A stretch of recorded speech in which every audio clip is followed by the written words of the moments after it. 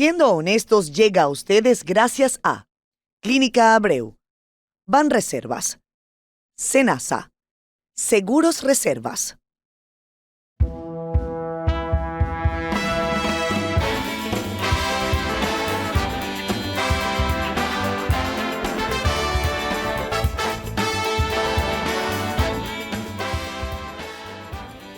Andy Dawarre es uno de los economistas más leídos y reseñados de República Dominicana. Con su lenguaje sencillo y con sus aportes escritos en el periódico El Caribe durante más de una década, ha orientado a los lectores y ha profundizado sobre distintos temas como nuestra fragilidad fiscal, la deuda pública, el precio de los combustibles, la sostenibilidad financiera del gobierno, la reforma del sistema de pensiones, entre muchos otros. De Andy Dawarre se puede decir mucho. Es PhD en la Universidad de Columbia. Ocupa la dirección ejecutiva de la Fundación Economía y Desarrollo desde hace casi 40 años.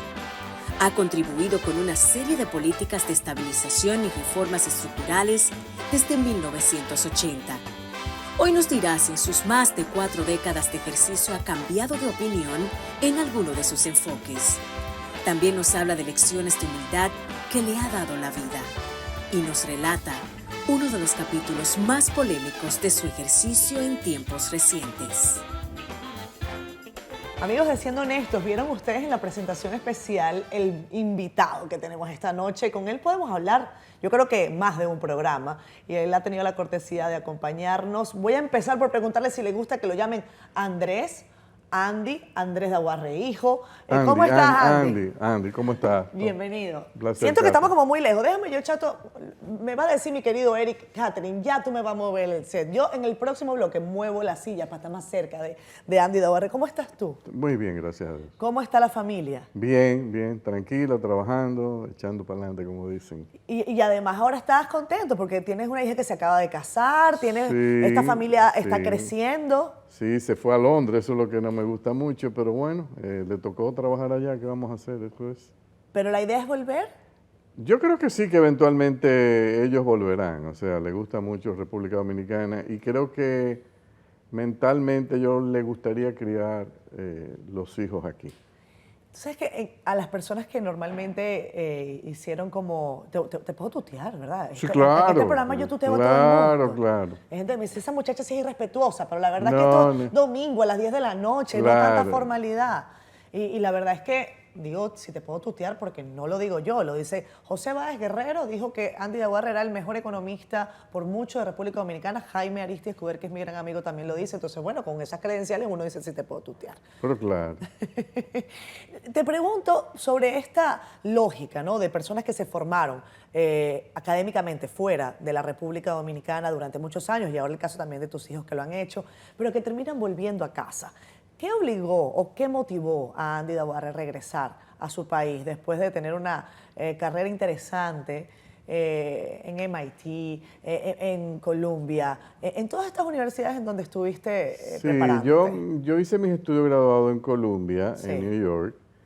Sucede que mi padre viajaba mucho a New York, o sea, por los negocios de la novia de Villa, que aunque mucha gente no sabe, por ejemplo, que mi padre, su profesión es médico, cirujano general, graduado de las universidades de Nueva York. Pero él tenía interés de que yo regresara al país, supuestamente, para yo encargarme de los negocios de la familia. Y me viví insistiendo, Andy, ¿cuándo tú vas a acabar? ¿Cuándo tú vas a acabar? Yo le decía, papi, pero yo estoy haciendo un doctorado, esto toma tiempo. No, pero ¿y cuánto tiempo? Bueno, mira, aquí el promedio es 5 años. No, tú estás loco, ¿cómo va a ser 5 años? Digo, bueno, yo voy a tratar de hacerlo en 4. No, pero es que 4 es demasiado y eso era todo. Al final terminé sacando las 2 maestrías del PhD en 3 años, a una velocidad demasiado acelerada. O sea, yo tengo que decirlo honestamente, yo en esos 3 primeros años no llegué a conocer la ciudad de New York. Yo no salía, yo solamente estaba estudiando.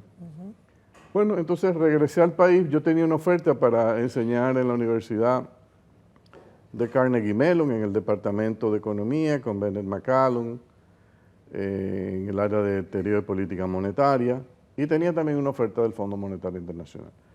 Pero al final la presión de mi padre fue muy fuerte. Bueno, cuando llegué, digo, bueno, yo estoy aquí, tú me dijiste que te quieres retirar, que...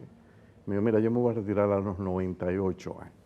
Así que toma tu escritorio ahí, esa oficinita, siéntate ahí, vamos De a la ver qué novia tú de vas a hacer. Villa. Y entonces, poco a poco, él me fue dando libertades en términos de poder enseñar en las tardes, al principio era en las noches, después que Monseñor Agripino me pidió que asumiera la dirección de la Escuela de Economía de la Ucamaima, entonces me permitió mi padre que yo me pudiese retirar del trabajo.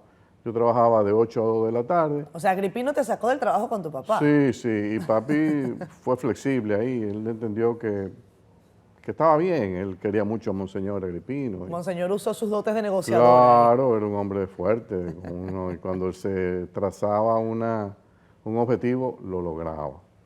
Entonces me fui después a Ucamaima, tuve varios años en Ucamaima, hasta que se creó la Fundación Economía y Desarrollo, y ahí salté a la fundación. Y a medida que fue pasando el tiempo, yo fui dejando, a mí realmente el negocio de la familia, aunque yo lo reconocía como que era el que le había permitido a mi padre y a mi madre darnos a todos una sólida educación y un bienestar privilegiado en aquel momento. Pero no era lo que a mí me llamaba como ejercicio, como actividad profesional.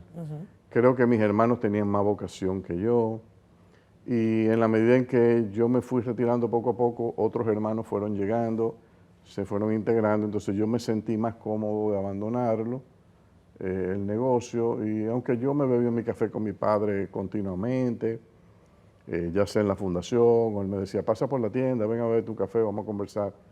Mi padre era muy conversador y fue mi gran tutor y mentor ahí en todo lo que tiene que ver la vida de un ser humano, o sea, a esa edad. ¿Qué fue lo más valioso que te dijo tu padre, Andy? Yo sé que cuando uno recuerda, y sobre todo después de que ya no están en este plano con nosotros, uno empieza como a hacer collages, ¿no? De momentos y de escenarios. Y a mí me gusta recordar eso. Sí, yo diría que la lección más importante, el mensaje, hubieron dos mensajes cruciales que me moldearon. Primero, él me decía, mira Andy, cuando tú te ganes $1, ahorra 2. Yo decía, pero espérate, ¿cómo que? Me dice, lo que te estoy diciendo con eso es que priorices el ahorro. Y eso viene de toda esa cultura del Oriente, del Medio Oriente, que tú lo notas en el Asia, lo notas también en el mundo de los judíos, los árabes, los libaneses, esa cultura importante de cómo tú construyes capital. Tú construyes capital a través de la base del ahorro, del esfuerzo. Eso después se invierte y se empieza a reproducir. Esa fue la primera gran lección y yo creo que esa la he seguido al pie de la letra. Yo soy una persona que no tengo gustos, ¿cómo se dice? Que me lleven a mí a gastar o invertir en cosas que no tienen una reproducción en sí.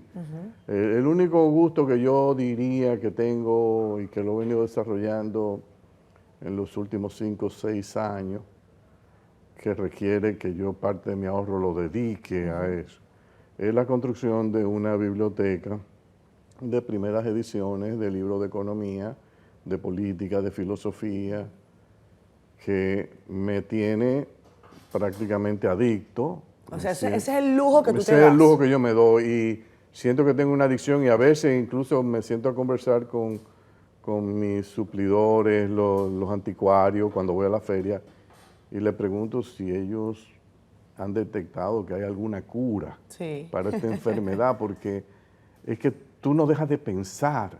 Una vez tú te metes en esto... ¿Pero son solo económicos? No, yo tengo también de política, por ejemplo, yo tengo la primera edición que pude conseguirla de Hobbes, del Leviatán, Wow. 1651, o sea, obras valiosas. Claro, tengo de todos los economistas, de Adam Smith, toda la gente de la Escuela de Salamanca, que ahí fue que empezó realmente la parte fuerte del pensamiento económico.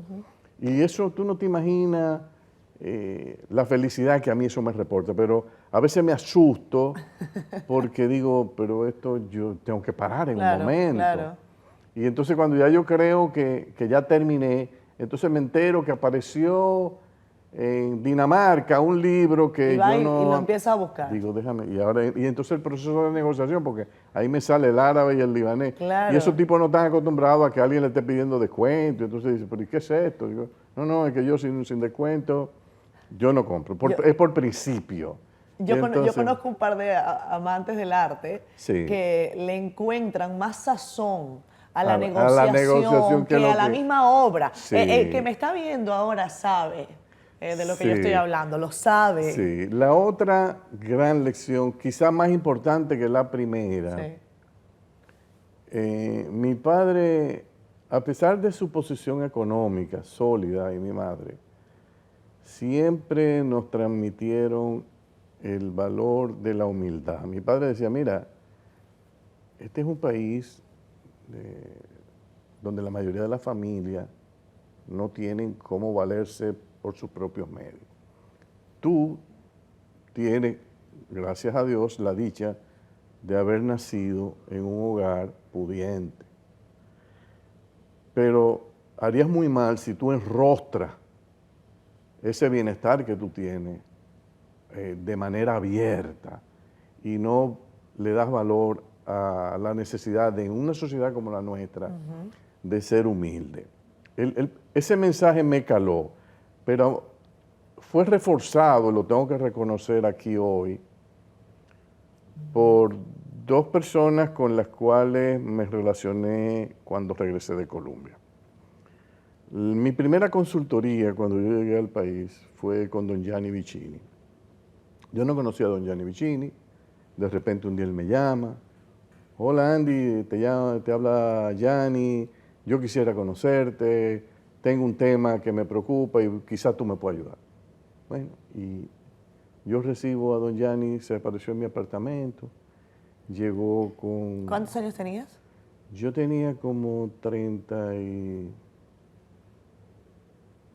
29, 30 años, yo Ok. creo, por ahí. Yo no tenía canas, todo. Parecía un terrorista. Y don Gianni llega, un señor con un traje gris, claro, una tela que tú veías que estaba ya bien gastada, los zapatos con uso, con un superávit de uso. Y llegaba con los papeles que él me iba a mostrar. Generalmente todo el mundo lo coloca en un maletín. No, él llegaba con sus papeles, con una gomita, todo organizadito.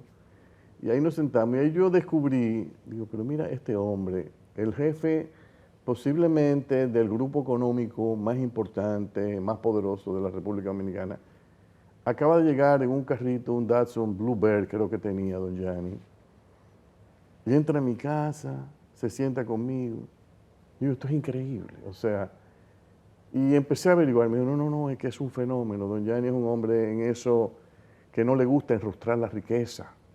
Él entiende que en un país como este, eso es un abuso. Y el segundo que me remarcó y lo machacó finalmente después de mi padre y de don Gianni, fue don Pepín Corripio, con quien también para mí ha sido un maestro, un mentor, y creo que para la nación dominicana es posiblemente un maestro de varias generaciones. La pena es, y yo he tenido mis discusiones con don Pepín, y siento que yo soy relativamente culpable de no haber insistido más, que las memorias de don Pepín, que servirían como un documento, como una especie, como diría Framoya Pons, una suma teológica de lo que habría que hacer para triunfar en la vida en un país en vía de desarrollo,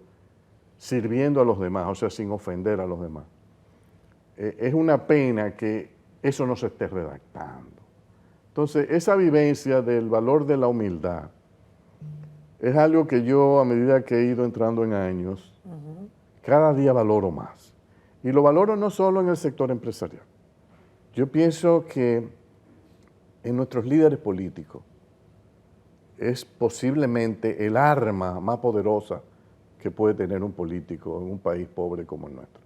O sea, dar una demostración de ser con su actitud, ser un político realmente humilde.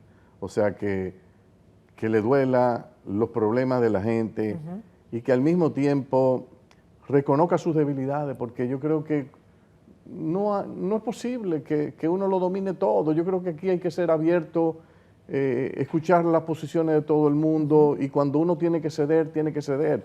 Yo, por ejemplo, a medida que he ido estudiando, cada día que yo recibo un libro nuevo, por un día, en un momento me da la felicidad de haberlo recibido, por el otro me entra una depresión. Y es que cuando yo veo ese libro, digo, Dios mío, cada día yo descubro que sé menos. Que sé menos. Eso es una cuestión. Eso lo dijimos en estos días en el Día del Libro. Cada vez que uno toma un libro, uno advierte. Es así. Y en cierta forma hasta se alegra, ¿no? Es así. Y yo me alegro. Sí. Y digo, oye, que no sé nada. Es así. No sé nada. Pero sí, la curiosidad nunca muere. O sea, y la humildad no tiene nada que ver con el dinero. Nada. Tú sabes lo que sí tiene que ver con el dinero, que vayamos a pausa comercial. Bien. Vamos a ir a comerciales, ya regresamos con más de Siendo Honestos. Hoy con Andy Daguarre.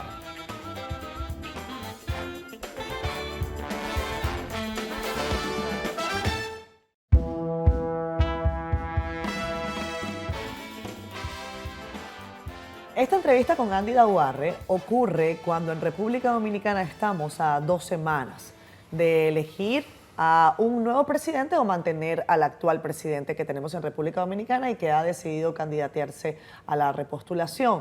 Hay muchos temas de índole económico que siempre preocupan a sectores del país y también desde el punto de vista internacional.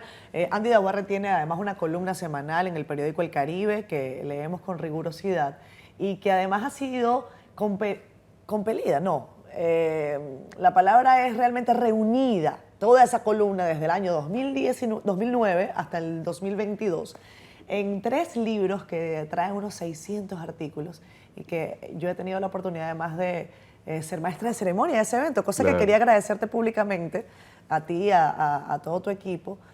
¿Cómo te ha ido con esa reproducción? Bien, yo pienso que haberlos colocado en 3 volúmenes agrupados por temas le da al lector una oportunidad que no tiene cuando lo lee todos los lunes sin un orden de sucesión adecuado. Entonces, alguien me comentó, Andy, esto tiene un gran valor porque ahora yo entiendo cuál es la lógica detrás de cuando tú abordas el tema de la reforma fiscal, por ejemplo, y tú me pones 32 artículos que abordan el tema, ya yo entiendo por qué es que tú piensas así. Cuando yo lo leo los lunes, solo un solo artículo, no me queda claro. Entonces, creo que esto tiene mucho valor. Creo que para los estudiosos de la economía, los estudiantes de economía, como material de referencia, yo creo que tiene un valor. Ya estoy trabajando el 4º tomo, porque el 4º tomo va a tener aproximadamente también unos 200 artículos. ¿Del 22 al 24? Exactamente. Okay. Vamos a tener ahí el 4º y entonces yo creo que con eso se completaría la serie. Claro, habría que ver si seguiré o no. Yo pienso seguir porque a mí... ¿Hasta los 98? Como tu papá. Yo esperaría, sí. A mí me entretiene muchísimo, o sea, yo disfruto mucho escribir porque me obliga a estudiar. Mucha gente piensa, Andy, pero ¿cómo es que tú dominas tantos temas? Yo no domino ningún tema. O sea, el que lee el artículo se tiene que dar cuenta que para yo hacerlo, tienes que hacer una investigación. Yo hice una investigación previa. Yo no dominaba eso, ni creo que tampoco lo domine, simplemente yo hago un ejercicio de investigación. En Colombia aprendí, me formatearon el cerebro para hacer eso. Creo que cada vez con el tiempo uno va mejorando, va tratando de hacerlo mejor, Pero lo que está planteado ahí es algo que es el resultado de un esfuerzo que no necesariamente tampoco es la verdad. O sea, puede ser que haya gente que te diga, mira Andy, yo lo leí, pero me parece que tú no tuviste en cuenta. Y eso es lo rico de esto, que dé lugar a un debate, que tú puedas escuchar posiciones. Y mucha gente me ha hecho comentarios a veces que después yo he recapacitado y digo, pero mira, eso que él dijo tiene razón. O sea, en una próxima ocasión voy a retomar esa idea. Yo, o sea, me apropio. Yo reconozco que me apropio muchas veces de críticas que me hacen, cosas que escucho, cosas que leo. A veces no pido ni permiso y lo uso. Pero creo que es una contribución, yo creo que es una contribución al debate y me encanta, o sea, realmente. Sé que sacrifico los fines de semana, mucha gente dice que cuando es que yo lo escribo. Pero yo hablé con tu hijo y me dijo que no, que tú tienes que tú dices que tú sacrificas, pero que la verdad es que tú tienes mucho dominio, que tú tienes mucha facilidad, que tú puedes estar hablando con ellos y al mismo tiempo vas haciendo apuntes. Sí, o sea, pero no es lo mismo. Tú sabes que cuando tú hablaste en tu ponencia, Ajá. comentaste que hacías esto los fines de semana. Sí, sábado y domingo. Y cuando me consigo a tu hijo le digo, oye, para ustedes quizás ha sido difícil este hombre escribiendo todos los fines de semana, el sacrificio de padre. Me dice, eso lo dice él, pero la verdad es que él puede hablar y escribir al mismo tiempo. O sea, esa es la verdad. Ese es Miguel Andrés exagerando, yo creo, pero realmente, no, por ejemplo, a veces yo estoy escribiendo y vienen mis dos nietos, los varones, Manuel Andrés y Luis Abraham. Abuelo, ¿qué tú estás haciendo? ¿Tu artículo en el Caribe? Digo, sí. En media hora termino y nos vamos a jugar al patio.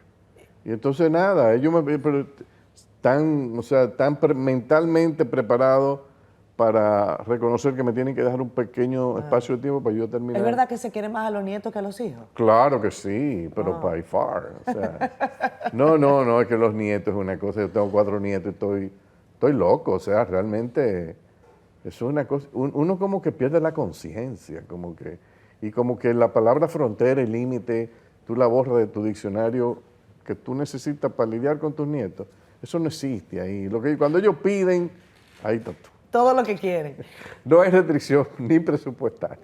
Me gustó que dijeras, que titularas esas palabras, tiempo para dar gracias y para pedir perdón.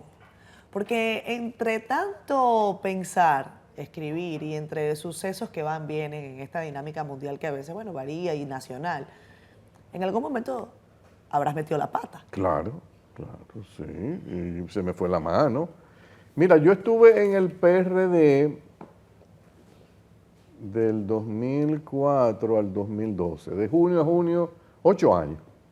Cuando Hipólito salió del gobierno, él me recomendó, Andy, vienen tiempos difíciles, yo pienso que tú debes estar en el partido, asumir un papel importante en lo de políticas públicas, economía. Después vino Miguel Vargas, y entonces trabajé con ellos dos ahí, esos 8 años. ¿Qué sucede? Que cuando tú entras en un partido político, la pasión como que te secuestra. O sea, tú sientes que, y por alguna razón la objetividad hay que engavetarla. Porque el objetivo que tenía el PRD en ese momento era sacar a Leonel Fernández del poder. Pero sucede que Leonel hereda la crisis bancaria de Hipólito, hace un gobierno relativamente bueno del 2004 al 2008. Nosotros en ese momento en la unidad económica del PRD estábamos atacando, pero en el fondo, si tú analizas objetivamente, tienes que reconocer que muchas de las cosas que en el ámbito económico estaba haciendo la administración del presidente Fernández eran correctas, pero uno no se lo reconocía, porque uno en ese momento tenía el traje de político. Por mezquindad política. Por mezquindad y por apasionamiento político. Después vino del 2008 al 2012, ahí Miguel estaba jugando un papel todavía más importante en el PRD, después vino que Hipólito ganó la convención, y ahí también el ataque fue. Y entonces cuando tú lees los artículos del 2009, cuando yo empecé en el Caribe, al 2012, ahí hay una gran cantidad de artículos que cuando yo los releo ahora, digo, pero ¿y qué pasó aquí? O sea, este no es el Andy economista objetivo que hace un análisis utilizando toda la información disponible y da una opinión educada. No. O sea, ¿qué hacías? ¿Cogías una partecita nada más? Yo cogía lo que me convenía, posiblemente, para entrarle al gobierno Ya eso no y pasa. tratar. No, porque desde que tú sales de los partidos políticos, por alguna razón, tú recuperas la objetividad. Pero hay otras Pero a cosas mí que la apasionan, pasión me mató. Entonces, ¿por qué yo pedí perdón? Bueno, porque que yo cuando leo eso yo no me siento bien. Y si lo voy a publicar ahora, yo tengo que decir, mire, yo estoy publicando esto, pero sepan que eso que está ahí, esos artículos, ese conjunto de artículos, es el reflejo de un economista que entró a un partido político. Su inmadurez le impidió ponerle una muralla al apasionamiento, optó por engavetar la objetividad y este fue el resultado. Entonces, ¿cuál es el mensaje que yo quería dar? Va a haber otros jóvenes que van a venir detrás de mí, que van a ingresar a partidos políticos. Entonces ellos tienen dos opciones. Una opción era tomarme un sabático, yo no me lo tomé, o sea, yo pude haber tomado la decisión de no escribir, Claro. como hace mucha gente sensata, pero yo apasionado, no, yo voy a hacerlo todo. Bueno, ahí está el resultado. Entonces, ¿qué es lo que yo quisiera? O que se tomen un sabático o algo que es muy útil también. Tener alguien que tenga poder de veto sobre lo que tú vas a publicar. Que sea una persona madura, mucho mayor que tú, con la que tú experiencia. Y si es un familiar tuyo, Mejor. mucho mejor. Lo que pasa es que mi padre murió en el 2005 y yo había perdido esa muralla de contención. Cada vez que yo iba a un programa de televisión y con la juventud así, y los genes calientes, y todas estas energías. Menos canas. Exacto. Entonces, mi papá cuando veía la actuación, yo salía del programa y ahí entraba la llamada de él. ¿Tú vas a esta tarde en la fundación? Me quiero tomar un cafecito contigo. Digo, sí, papi, ven, hermano. Entonces, él me hacía un análisis del programa. Mira, te vi hoy. Estuvo generalmente bien. O sea, entra con mucha... Era un psicólogo en eso, espectacular. No decía, estuvo muy mal. No, estuvo muy bien. Pero yo creo que en esta parte, aquí, tú tienes que ser más cuidadoso. Recuérdate que tú te estás refiriendo al presidente de la República. O sea, y él entonces me iba moderando. Eso se me acabó en el 2005 cuando él murió, de repente. Entonces, yo me quedé ahí como sin norte. Fue muy doloroso para mí. Y vino un periodo donde yo era como una liebre suelta en el desierto, o sea, dando, como dicen algunos amigos economistas míos que me dicen, Andy, tú lo estabas tirando patadas voladoras. Y es verdad. Entonces, yo creo que fue apropiado el momento para yo pedir perdón. Me sentí muy bien. Honestamente te digo que la gente me decía, Andy, pero tú eres valiente pidiendo perdón. No, yo no creo que eso tiene nada que ver con valor. Yo me tenía que descargar de eso. Hay momentos en la vida, mira, hubo otro momento que yo tuve en mi vida que me causó mucho pesar y fue, yo tuve una discusión con José Francisco Peña Gómez, estando él enfermo, y era una discusión muy fuerte y fue pública y él incluso me mencionó y creo que en un último discurso de él incluso me criticó muy duro. Y yo lo entendí después. Y me dolió mucho que yo no tuve la oportunidad de pedirle perdón a Peña Gómez antes de que él muriera. ¿Qué le hubieses dicho? Y yo, eso me lo llevé, o sea, como siempre, como algo que me arrepiento no haberme acercado a él para pedirle perdón. Luego lo hice públicamente, Sí. pero ya no estaba. no es lo mismo, no es lo mismo. Y creo que a veces es el mensaje quizás para los jóvenes, que nosotros tenemos que hacer un gran esfuerzo, más cuando somos inmaduros, como yo lo era, de tratar de contenernos, buscar a alguien que nos contenga, porque sin lugar a dudas, a veces somos muy hirientes innecesariamente. Yo recuerdo una vez que la AID, a nosotros nos ayudó mucho la Embajada de Estados Unidos en un momento y la AID para sostener económicamente la fundación, en un momento que los sectores económicos nos estaban bombardeando. Y la AIDE mandó a hacer un estudio para analizar el estilo de nosotros, de si eso era favorable o no para tratar de pasar las reformas estructurales que se pasaron aquí. Al final, sorprendentemente, los tipos dijeron que, era The Service Group que hizo el estudio, dijeron que la única forma que se logró pasar en parte de eso es por la agresividad del discurso que usamos. O sea, como que ellos validaron esa agresividad. Yo realmente, aunque vi los resultados de ese estudio, yo nunca me quedé totalmente convencido de que era así, pero para que tú veas las diferentes ópticas, pero nada, ya yo hoy me siento mucho mejor. Como que soltaste eso.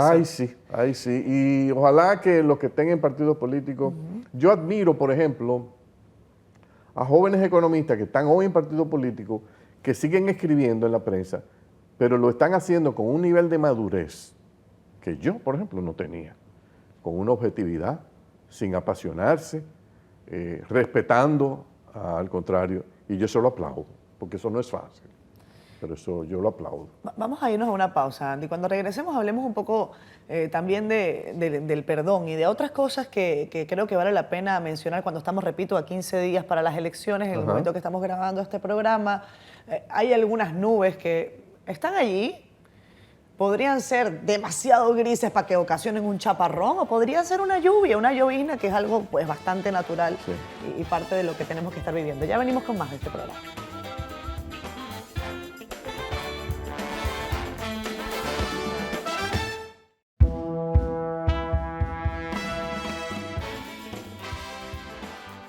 Regresamos con más, siendo honestos, hoy con Andy Dauarre.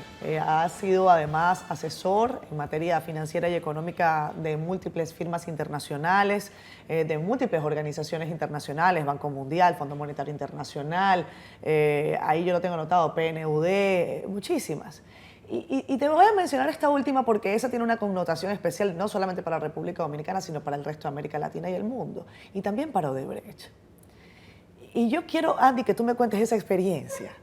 Porque sé que lo aclaraste, sé que comentaste y dijiste, mira, para mí fue incluso un honor que esta firma a mí me contratara. Pero claro. Y yo recuerdo lo que significó Odebrecht desde la perspectiva de lo que fue la construcción en República Dominicana y ya luego entonces vinieron los procesos que empezaron en Estados Unidos y que derivaron pues en una serie de reacciones en América Latina, Brasil, en fin. Pero ¿cuál fue tu experiencia con Odebrecht? Sí, mira, yo Odebrecht la conocí luego del proceso de licitación para la construcción de la central termoeléctrica Punta Catalina.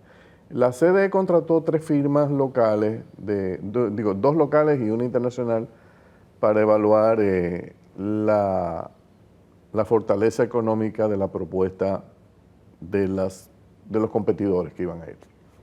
Entonces, esa propuesta, cuando la evaluamos, notamos que el problema que tenía es que había un solo competidor. Porque Stanley Consultant, que era una firma norteamericana, había dicho, bueno, de las 4 propuestas técnicas que yo he examinado, la única que pasa la prueba es el consorcio Odebrecht, Tecnimont Estrella. Bueno, nos pasan a nosotros, llegamos ahí, nosotros estábamos esperando 4 propuestas en ese momento. Dice, no, solo pasó una. Cuando yo veo el modelo, estaba ahí la gente de BNP Paribas, estaba Deloitte y estaba Fundación Economía y Desarrollo. Cuando yo veo el modelo, me doy cuenta que es un modelo tipo binario que utiliza mucho el Banco Mundial. Y le digo a los coordinadores de la CDE, aquí hay un problema porque nosotros los 3 tenemos que darle ahora 50 puntos automáticamente. Nosotros no tenemos que evaluar nada.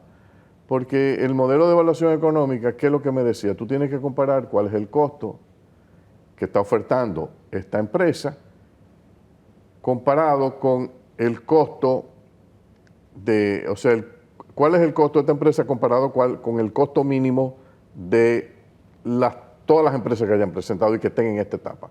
¿Qué pasa? Pero si tú tienes una sola empresa, el costo mínimo y el costo de esta empresa coinciden. Si tú tienes 2 cosas que coinciden y la divides, algo que es 5 y este es 5, 5 entre 5 te da 1, 1 por 50, le teníamos que dar 50. Digo, esto es un problema. No, usted tiene que poner 50. Digo, bueno, mira, yo no me siento cómodo poniendo 50 y yo lo que quiero pedirle autorización a ustedes, y creo que BNP Paribas y Deloitte están totalmente de acuerdo, que nosotros hagamos algún tipo de investigación para saber si este precio que esta gente está ofertando hace sentido o no hace sentido. Bueno, pero ¿qué es lo que usted sugiere? Bueno, que nosotros veamos qué cuesta construir esta planta en los Estados Unidos con esa misma estructura, esos mismos equipos, esa misma capacidad. Se hizo el ejercicio y tanto Deloitte como Fundación de Economía y Desarrollo determinaron que en Estados Unidos costaba como un 4% menos, pero BNP Paribas determinó que en Estados Unidos costaba un poco más que aquí. Entonces BNP Paribas le dio 50 puntos, nosotros le dimos cerca de 48 puntos. Ahí terminó nuestro trabajo. Nos fuimos, firmamos los resultados y eso fue en noviembre, diciembre, pasa el mes de diciembre y de repente el presidente Obama en los Estados Unidos toma una decisión, es prohibirle al US Exim Bank financiar plantas de carbón. Yo recordaba que una de las fuentes más grandes de financiamiento que había presentado ese consorcio eran 800 y pico de millones de dólares que iba a dar el US Exim Bank. Digo, bueno, este tiene problemas ahora, tendrán que buscar otra fuente de financiamiento. ¿Qué pasa? Que no solo se cae US Exim Bank, sino KfW Hermes, que eran los alemanes, que es el banco también de financiamiento de la exportación de Alemania, dice, yo tampoco participo, primero porque esta planta, yo para financiar carbón tiene que ser súper crítica, un tipo de máquina que implicaba capturar 100%. Eso encarecía, y ellos iban a dar cerca de 450 millones de dólares. Se cae también. De repente a mí me llaman en enero que Marcos Cruz de Odebrecht me quería ver. Digo, sí, yo no tengo problema. Va a mi oficina. Hola Andy, ¿cómo estás? Yo soy Marcos Cruz. Mira, te quería ver por lo siguiente. Nosotros ganamos la licitación, pero no tenemos proyecto ahora. Digo, ¿qué pasó? Bueno, nos quedamos sin financiamiento. Y nosotros queremos contratarte. Digo, pero contratarme para que tú nos ayudes a rearmar la parte financiera. O sea, ¿cómo levantar nosotros? ¿Cómo levantamos Hemos esto? perdido 1.200 y no sabemos qué va a pasar si podemos contar con BND de Brasil o no. Tú nos puedes ayudar porque no solo queremos levantar el financiamiento, tú has emitido bonos soberanos, eres la persona que mejor maneja las informaciones fiscales del país, tú puedes decirnos si hay espacio fiscal para que en vez de tomar tanta deuda el gobierno financie una parte con equity, con aportes de capital de su tributación. Digo, perfecto, déjame yo hacer un chequeo y yo te confirmo. Yo llamo a CD y recuerdo que hablé con Rubén, que era el amigo. Rubén, mira, se me acerca. Dice, no, Andy, ayúdalos porque no tenemos planta. Y si ellos te están buscando a ti es porque ellos saben que tú lo puedes ayudar. Digo, no, perfecto. Me puse de acuerdo con ellos. En ese momento yo recuerdo que el sistema bancario se estaba matando por tener la cuenta de Odebrecht. Porque dijeron un proyecto de 2.000 millones de dólares, esta gente va a manejar una gran... Y había una competencia entre los bancos. Al final ganó un banco, que no voy a mencionar el nombre porque yo no tengo que mencionar el nombre. Pero Odebrecht era en ese momento en República Dominicana la empresa más apetecible. Pero no solo en República Dominicana. No, claro. En América Latina. América Latina. Y parte del crecimiento económico que tuvo esta economía en los 5 o 6 años anteriores, anótenlo por ahí, se lo tienen que acreditar a Odebrecht. Levantaba el financiamiento internacional, construía mejor que la mayoría de las firmas contratistas de este país. O sea, el impacto positivo que tuvo la presencia de Odebrecht en República Dominicana algún día tendrá con objetividad y sin apasionamiento que medirse y cuantificarse. ¿Qué pasa? Se descubre el mecanismo de que tenían unas cuentas paralelas que pagaban. Sí, la llamada caja 2. Caja 2, qué sé yo. Bueno, vamos a suponer que sí, que eso es cierto. Vamos a suponer que sí. Yo te puedo mencionar 30 empresas en los Estados Unidos y de Europa que hicieron cosas similares o peores. Lo que pasa es que nosotros los latinoamericanos somos destructores. Los occidentales no son destructores. La mayoría de los bancos norteamericanos, con los cuales hoy día República Dominicana hace negocio y coloca bonos soberanos, están pagando multas que son 100 o 200 veces más altas que la que obligaron a pagar a Odebrecht. Volkswagen está pagando multas gigantescas, Siemens pagó multas gigantescas. La mayoría de las empresas europeas, los gobiernos le han impuesto multas terribles por fraude, abuso, mala información, soborno, pero nunca destruyeron las empresas. Pero no, mira, tú no lo vuelves a hacer. Paga tu Tú multa. vas a pagar tu multa, pero tú sigues trabajando. Claro. Pero en América Latina tenemos una vocación destructora que no tiene precedentes. Una de las empresas bandera de la región permitimos, por presiones externas, que la destruyeran. Una empresa que tenía 168,000 trabajadores. ¿Tú sabes de qué es lo único que yo me arrepiento? Lo único que yo me arrepiento realmente de Odebrecht, que solamente me contrataron una vez. Yo me hubiese matado porque me contrataran más veces. Me encantó trabajar con ellos, honestamente lo tengo que decir. Feliz de la vida. Hice el trabajo. Yo ayudé a levantar más de 1.400 millones de dólares, no solo en bonos, financiamiento con los bancos cuando fuimos a Roma. No solo eso, sino también generando espacio fiscal, identificando fuentes de espacios fiscales, como cuando se cayó el precio del petróleo y descubrimos que entonces la partida que había para subsidio al sector eléctrico se iba a desplomar. Yo le dije, mire, ahí hay una fuente, hay 400 millones de dólares que pueden hablar con el presidente Medina, a ver si con eso. O sea, que no te arrepientes ni un minuto. Pero de esa relación. por Dios, ¿qué es lo que pasa? Que en este país, si tú cobras 2 pesos y tú eres dominicano, tú eres un abusador, pero si viene una firma de fuera por el mismo trabajo y cobra 20, Eso está bien. Eso está bien, porque Claro. eso tiene un nombre en inglés. Entonces yo no creo en eso. Mi trabajo, la gente me dice, Andy, pero es que tú cobras muy caro. No, yo cobro lo que yo entiendo, tú tienes que medir lo que es el valor de lo que yo aporto contra lo que tú me estás pagando. O sea, yo no veo ningún problema. Aquí hay abogados que te cobran 20% de la recuperación de algo que estaba perdido. Un caso perdido. Claro. Entonces, cuando tú cobras el 0.25% de algo que tú estás ayudando a levantar, ¿por qué tú eres un abusador? No es así. O sea, mira, esa fue una gran experiencia para mí. Y lo único que yo lamento también, es que hayamos llevado a esa empresa a una situación donde tuvieron que cambiar el nombre. Después no le quisimos, el país no quiso seguir trabajando con ella. Creo que fue un error. Estados Unidos trabaja todavía. Pero ¿no? claro, entonces porque son gente inteligente y son gente que no están midiendo tanto el costo político. Hermano, póngale la multa. Nosotros dejamos de cobrarle la multa apenas yo creo que cobramos 60 millones de dólares. Entonces, ¿por qué no terminamos de cobrar? Bueno, porque le quitamos los contratos. Cuando debimos haber buscado, busquen su financiamiento, sigan ejecutando. Ya ustedes saben, aquí vamos a tener una supervisión más transparente, pero no dejen de trabajar. Yo no creo en la destrucción de empresas, que no lo creo. Me ha dolido mucho ver lo que ha sucedido con esa empresa Odebrecht.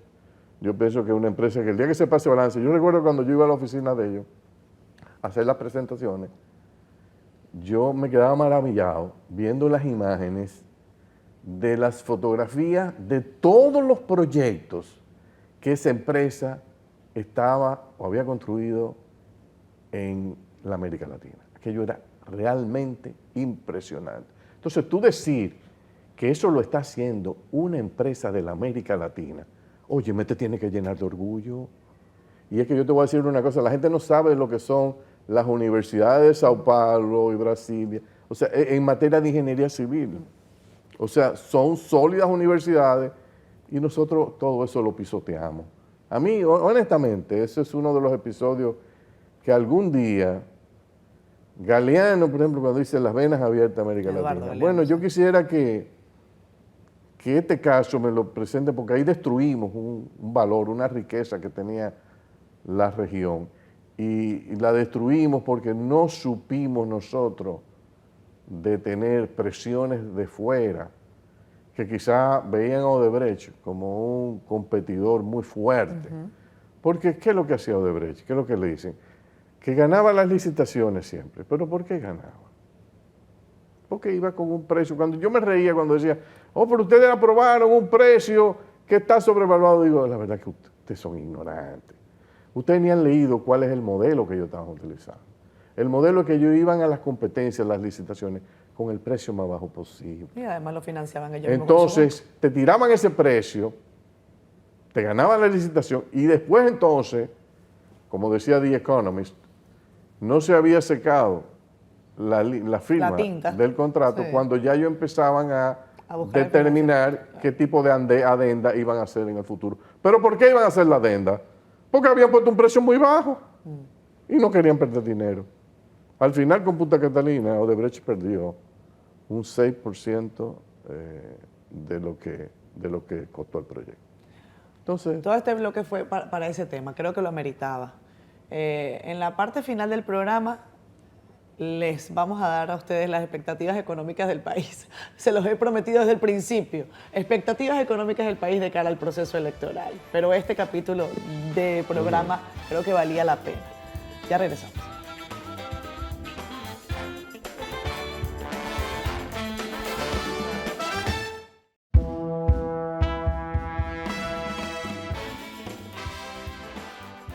Regresamos con más Siendo Honestos hoy con Andy Daugarre. Nos queda poquísimo tiempo. Domingo, casi 11 de la noche, cuando transmitimos en CDN este programa. ¿Qué hace Andy Daugarre domingo a las 11 de la noche? ¿Duerme temprano? Bien, no, posiblemente estoy viendo una serie o algo. Ok. Sí. Expectativa económica de cara al 19 de mayo. Lo que te preocupa realmente, si tú hablas de reformas que se tienen que hacer, pero... Sí, vamos a tener este año dividido en dos, o sea, un primer año de una buena recuperación, o sea, un crecimiento cercano al 5, 5,5, el primer semestre del año. Hay mucho gasto, se está viendo, el gasto público se está moviendo. El sector privado no ha detenido su inversión porque no hay sorpresas, o sea, cualquiera de los tres candidatos que gane, todo el mundo sabe que el modelo económico se mantiene, la apertura a la inversión extranjera se mantiene, las políticas fundamentales se mantienen. El hecho incluso de este episodio que vimos tan bonito, de este debate que tú participaste con Roberto, hicieron un excelente trabajo. Gracias. Yo pienso que eso es un aporte fundamental también a la estabilidad, no solo ya por el lado económico, sino la estabilidad política, que es la base fundamental de todo el comportamiento de la economía. Me preocupa que las tasas de interés están todavía relativamente altas. Vamos a tener que esperar que la Fed baje la de ellos antes de nosotros comenzar a desmontar aquí. Y en el segundo semestre vamos a ver entonces el ímpetu hacia las reformas. Yo tengo la esperanza de que el que gane las elecciones está consciente de que el país tiene que recorrer este camino, de ejecutar una serie de reformas estructurales importantes. Yo aspiro a que tengamos un periodo de 4 años donde los 2 primeros años sean 2 años intensos de negociaciones, de acuerdos, para pasar reformas en el ámbito tributario, fiscal, gasto público. O sea, ¿tú las ves para el 27? No. Yo la veo que terminadas las elecciones se empiece la discusión para someterla al Congreso este mismo año. Ok. Ahí sería lo tributario combinado con el gasto público. Me gustaría ver ahí también un acuerdo para hacer una reforma del Código Laboral, una profundización del sistema de pensiones, que la necesitamos, si no queremos en unos años salir con la mala noticia de que las pensiones que está reportando el sistema de capitalización individual no es todo lo grande o elevado que uno se había imaginado. Esas son 3 reformas que para mí revisten una gran importancia, van a consumir capital político. Y yo creo que el mensaje que a mí me restaría enviar esta noche es al que gane las elecciones que no le dé importancia ya a la cuota de capital político que tenga que consumir en los 2 primeros años. Es necesario que la consuma, el país no aguanta más. Eso se recupera sobre la marcha porque los frutos de esas reformas se van a comenzar a ver. Yo creo que si usted es un presidente reformador, realmente lo cree o lo quiere ser, tiene que saber que los reformadores asumen costos políticos. Eso es lo que distingue a un presidente populista típico de un estadista.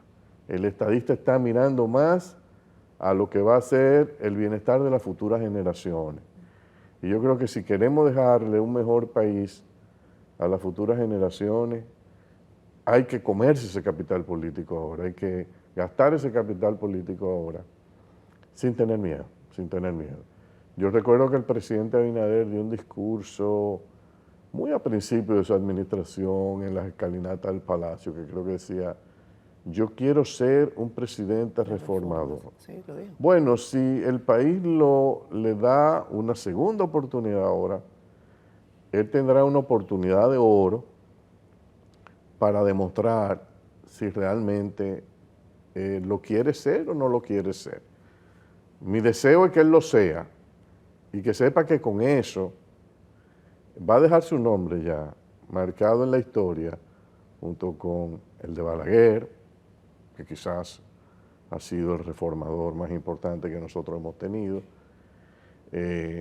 Hipólito, que hizo 2 o 3 reformas cruciales, como la de la seguridad social, Leonel Fernández, que hizo reformas también importantes en materia de presupuesto y en materia de capitalización de empresas estatales y de apertura a la inversión extranjera, y Danilo Medina, que también hizo reformas. Yo creo que Luis Abinader debe ya en esta segunda etapa estar realmente concentrado en cómo él quiere que quede su nombre registrado en la historia cuando le corresponda a Fran Moya, que yo espero que lo pueda hacer él, escribir estos capítulos que incluyen este periodo.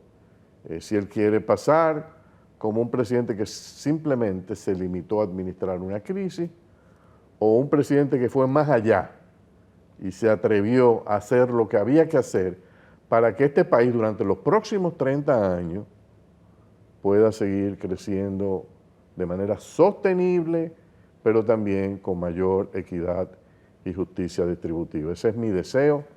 Yo creo que hay una oportunidad que se dé. Yo estoy optimista, estoy optimista. Como decía tu discurso, yo he venido aquí hoy, primero a pedirte perdón por lo malo y de último a darte las gracias. Bueno, gracias por habernos acompañado. A tu orden siempre. Encantada Gracias de por la tenerte en este invitación. espacio. Nos vemos el próximo domingo. Cuídense mucho. Esto fue Siendo Honestos. Chao, chao.